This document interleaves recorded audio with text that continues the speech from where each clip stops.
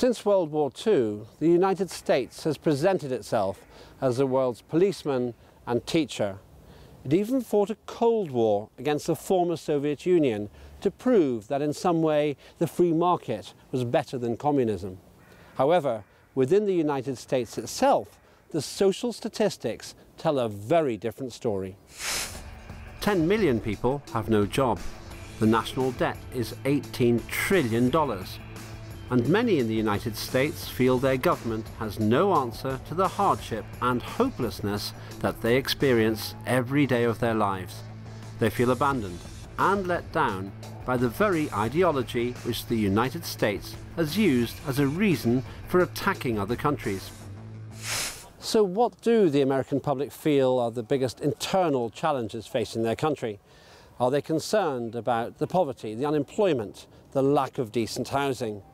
And why has the American ideology failed to solve the United States' own internal social problems?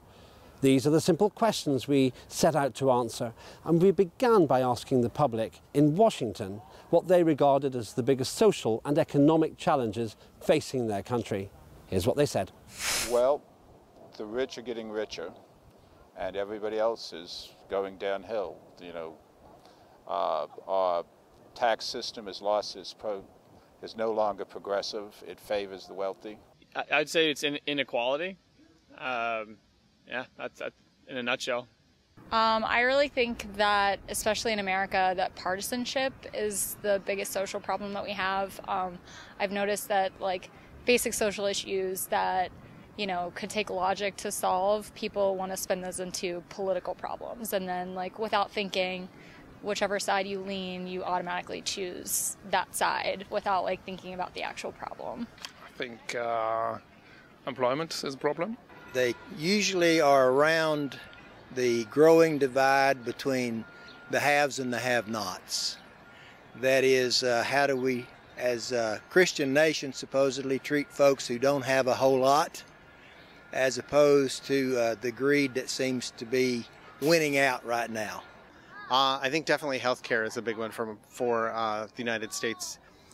We just have too much cost, too many pharmaceutical companies that are making too much money. I think one of the biggest social problems we have in the U.S. that relates to economic issues also is going to be education. Right now, I'd say probably the education system, figuring out the immigration problem across the southern border, and figuring out what we're going to do with the troops now that we're bringing everybody home. So a diverse range of concerns amongst the American public regarding their own country. We asked our experts if there was objective data to illustrate the key social and economic problems facing America. Here's what they said. So the US has got a number of social and economic problems. You know, for the actual people of the US, there's the fact that they are unskilled for the new jobs. So for the 21st century, a lot of people in cities like Detroit, etc., have worked in manufacturing. Those jobs have been gone now and they're outsourced. So the US, your man in the street, may need to retrain and be a bit more tech savvy. That's one problem. The second problem from the government's point of view is that obviously they are massively in debt and reliant on economic stimulus. That's changing, but it's not going to be a quick process, and I think the transition will probably be fairly difficult. The problems facing the US have been compounded significantly after the financial crisis of 2007-2008, and what that has meant is that growth has slowed down, and some of the basic problems that people face at an everyday level have not been solved. The unemployment is at a really high level. It's above 6%, and then when you look at that within specific populations and age groups or specific minorities, then that figure is even higher, or for the youth. Then there's the problem of inequality, which in the US compared to other developed industrialized countries is quite high. And the strange and sad fact is that almost about 40% plus people in the US do not even consider that to be a problem. So not only is there inequality, but there is a lack of concern about inequality in significant sections of the population. How do the American public feel their government has performed in solving problems like the 10 million unemployed, the poverty, the lack of decent housing for so many in their country? Here's what they said.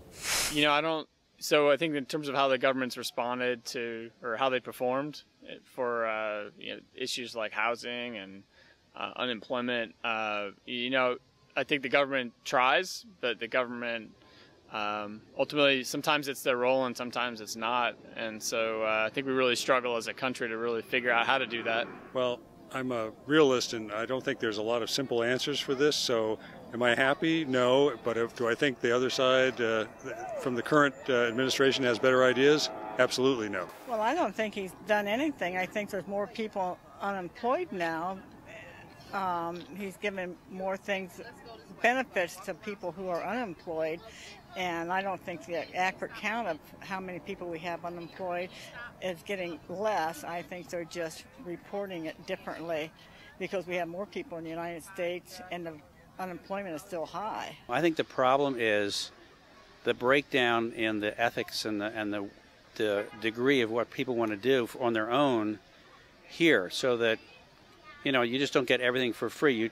If you do get something, you need to try and help somebody else and work to get out of whatever you're not doing. Not very well for the last little while. We have in the past had really good programs to put people to work. We seem to be in a stalemate right now because of a widening political gap between the sides, and it's really hard for them right now to work together to do the best good for the most people. Done anything with it. There's been no movement of any kind really on any of those issues. And the movement that has been put into the news really hasn't been movement at all, as far as I can tell. It's a lot of smoke and mirrors. So a mixed report from the American public about their government's performance in regard to these key social issues. We asked the experts to give us an objective rundown on how effective the government actually has been in dealing with these difficult internal problems. So the US government has had some challenges, we know. We've been through a recession in 2007, 2008. Part of the result of that was they started to cut jobs in the government. The government was way too big, too heavy. That means you can't offer people jobs in the government to kind of get them out of unemployment. It's a more difficult situation. You have to wait for the economy to catch up and for the private sector to catch up. In terms of providing housing, look, the US government has already done a lot. The mortgage sector is entirely supported by the US government. That's actually turned out to be something of a risk, as we saw in 2008, 2009, and the government hasn't quite found a way to resolve that yet. When it comes to affordable housing, there is housing in the US, it's just not where the jobs are. There's lines and lines of houses outside Detroit, outside in Florida, and there's just no jobs there to support it. It's a challenge, and it's one you can't address quickly. Well, the answer to how they've been doing on that depends to an extent on who you'd ask. If you were to ask the government, they would point out to you that the fact that the people who are jobless and are seeking aid for that, the applications have been at their lowest level since 2006. So they would say that that's one indicator of the fact that people are not asking for aid even, so that indicates something. The other thing they would point out to you is that unemployment is a lagging indicator. But I think that it would be naive to deny on the other hand, that these problems have not been in any way significantly addressed in any kind of structural manner. Firstly, I mean, US as a capitalist economy has probably the lowest amount of welfare net coverage for its population. On top of that, what we have seen in the recent years is this increasing casualization of the workforce. So most of the jobs are temporary or in sectors without much insurance or health insurance. So there is the fear that what we are going through, even if we see some level of growth, is that there's a kind of jobless recovery that's happening. So if the growth comes from industries which are highly capital intensive, then they're not creating the jobs that they're meant to be creating. The United States is often regarded as the world's biggest promoter of the free market ideology. But why has this ideology failed to solve the United States' own internal social problems? We asked the public. Well, because it's not actually free market. It's more crony capitalism. You scratch my back, I'll give you a handful of money. I think that the free market works a lot better in smaller circumstances. Like, I've done a lot of reading and stuff about libertarianism and things like that. I think it works on a much smaller scale. I think that the idealistic free market libertarianism doesn't account for I don't know, millions and millions and millions of people. So it really focuses on like, you know, a small like elite number of people and like it just balancing out. But the reality is, like you said, 10 million unemployed. There's so many more people that are on the underside of the free market that like you can't expect for the people that are succeeding to like pull them all up. Because it contributes, I think, further. It's a capitalist society and a capitalist philosophy, and I think maybe it contributes even more to the haves and have-not kind of situation that we're having. It's just not set up to solve social problems. It's to get more stuff. Well, I think pure and simply human greed. I think the problem is that we have people who are out to make money as opposed to, you know, serve any kind of social issues. So when you talk about a capitalistic system where the free market's supposed to solve that, if you take human greed out of it, it might do it. But there's always people who want to make money for the sake of making money. Because I don't think people are willing to allow it to happen. If you are going to have a free market, then everybody needs to be involved in it. You lose the tariffs, you lose the taxes, prices become pretty well even across the board, and people just aren't willing to let that happen. So a number of explanations from the general public about why the free market ideology may not have been successful in solving America's own problems. We asked our experts for their perspective on why this has been the case. So the free market, i.e. everyone can do exactly as well as they please and get their effort rewarded. That's not meant to be a social solution. That's a way that the US and, you know, the Western society runs the world. You do it on an open capital market where everyone can trade. It's not meant to be a solution for social ills. Having said that, the US GDP per capita has increased from $30,000 a head in 2000 to around $45,000 a head today. So even taking inflation into account, that is bringing people slowly out of poverty. It's not a one fixed solution, you know. Because some people get to do well, free market economy also means that some people, if they don't try, will not get rewarded. And it's not necessarily the responsibility of those who have done well, who've put in the effort, started companies, made money. It's not their responsibility necessarily to support those who haven't made those choices. The concept of free market is actually a little bit of a red herring, because when we say free market, it sounds like this really good, neutral, abstract myth of an entity. But actually,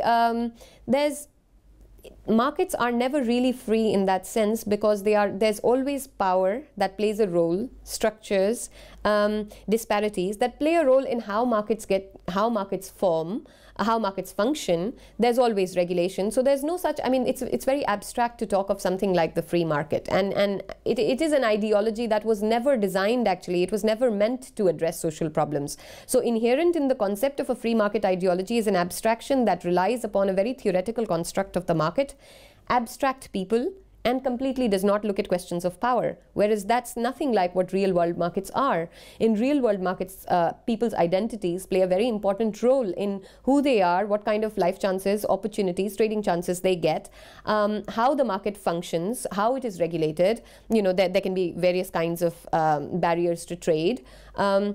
And all of that, again, is not simply just a purely economic issue. It's the politics that comes into that at a very significant level. The United States national debt is now $18 million. In the light of that, is America really in a position to tell other countries how to run their finances? We put that question to the public. I don't think so, because, I mean, with the exception of like Russia and China and probably India, I guess, and Indonesia, populations of other countries are just not what the population of the United States is. And the cultures are so different, and the way that people see like social problems and like taxes and things like that. I think that giving advice about how to manage your finances, or giving advice about anything, really has to be in like a cultural context. Like, I don't think that it's a one-size-fits-all thing. I don't think that that's why it's worked in the past. Probably so. I mean, even with a high national debt, I mean, relatively speaking, I don't think it's any higher than probably what it was 20 or 30 years ago. The government has to continue to borrow money to pay its debts, and that's just the way it is. It seems like we need to ask some other folks for advice from time to time, and we've not been known to be a little bit of had a little arrogance in our thinking that we know all the answers. But all you have to do is visit another country and you see that there are lots of folks over there with good ideas too. Well, I think politically we're in a strong position because we have a military, but I think in terms of an example, we're not the best example out there. I think the fact that we spend money we don't have, and we allow corporations and individuals to squander and get as much money as they can. We certainly don't help anybody out that's not among the group of people who makes the most money. I think we have to worry about our own finances before we worry about other countries. I think the United States legislature, everybody needs to work together and get it straightened out. $18 trillion is an awkward problem, but is it a big enough problem to disqualify America from giving financial advice to other countries? We put that question to our experts. Well, the US needs to basically learn and to accept responsibility for being a global player. It's the world's reserve currency. That brings with it certain obligations. When the British pound was the world's reserve currency, Britain thought of itself as the world's policeman in military and financial affairs. The US has a big role as a military policeman in the world, but it's maybe not quite got the hang of its financial responsibility yet. It needs to be aware that other countries look to the US for growth, and it's not just about the domestic citizens. Obviously, the US people should take precedence when the US is constructing its foreign monetary policy, but there are a huge number of economies linked to the US, and it's very important that it remains aware of that fact. Evidently, the answer is no. A country that is under a debt of nearly $18 trillion, as the US's national debt is really not fiscally prudent in any way. It is, part of it has to do with, the financial crisis, the historical situation of the role of government and how that has, how that has played out in the US, and also its agenda in the wider global world, and that kind of investment. So it's hard to say. Some economists think that the relationship between growth and debt, the causality of that, which way that runs. Some people think that increasing levels of debt is a really bad thing, and that what you need is prudence, and that high levels of debt will undermine the confidence in the economy and therefore affect growth. There are other economists, and in this case it would be somebody like Krugman, who feel that the relationship between growth and debt is not that straightforward, and actually it's not just debt in and of itself that is a problem, because debt can also, it's the low growth that causes increasing amounts of debt. So it can be that with higher growth this situation can get reversed, and that an anti-Keynesian stance, or when it comes to fiscal policy, is not good, is not an a priori valuable thing. Be that as it may, the fundamental question remains: the U.S. debt is huge. If you go online onto something like usdebtclock.org, just click on that website. It gives you like these scary numbers, which are constantly, literally by the second, increasing. And what that tells us, I think, is that managing finances in the US has been largely shaped by the agenda of privatization, and that in order to actually get a more sustainable economy, there needs to be a wider systems level rethink, so that all these issues that the US actually talks about, when it talks to the wider world, issues of free market or democracy or human rights, these issues are actually borne out by the US itself. So, all things considered, if there's one thing that the United States could learn from other countries, what would it be? We put that question to the American public. What could we learn from other countries? Well, we learn from every other industrialized country that healthcare is not an industry. Healthcare industry, what is wrong with that? Healthcare is just that, care. It's care for people that are sick, people that need healthcare. That's it. I think it would be, we need to work with other countries in partnership, and we need to have some humility about what's possible by doing things on our own. To go back to treating other people the way you would like to be treated. The golden rule, basically. We are based upon that, but we seem to have forgotten it. Well, I think one of them is that capitalism only gets you so far, and when you set up a free market system, you also need some sort of controls that where you don't leave it totally up to the market. If there's one thing that we can learn from some of the other countries, it's free education. I think what we could learn from other countries is the fact that we don't all need to have arms. We don't need to be carrying around assault weapons or AK-47s. Hunting weapons are one thing. The other countries are laughing at us that we all feel like we have to have submachine guns to defend ourselves. My 63 years of living, I never needed a weapon to defend myself. So quite a list of things the public feel that the United States could learn from abroad. We put the same question to our experts. What could America learn from other countries? With a national debt of $18 trillion, that's 18 million, I guess the US is in the position to tell other countries what not to do, i.e. don't get in that much debt. Nevertheless, they have approached this and they know that the US government knows that it needs to begin cutting this back. You can't rely on debt forever. Same applies to the people, but it's the government that needs to get it right here. With that in mind, the US government needs to stop its somewhat petty bickering. The Republican-Democrat divide has been going on for 12 years now, and it's led to an essential stalemate. This needs to be resolved one way or the other. Debt needs to come down. I think both parties agree with that. They disagree on the way to go about it. But there needs to be basically a political movement in the US that has the power to change things. The United States has for decades presented itself as the role model of a successful society and a superior ideology. It's exported it, it's promoted it, it's even fought wars over it. However, the poverty and social problems within its own shores are a testimony to its internal shortcomings. The American government would do well to listen to the needs of its own people before seeking to preach to others about the American way.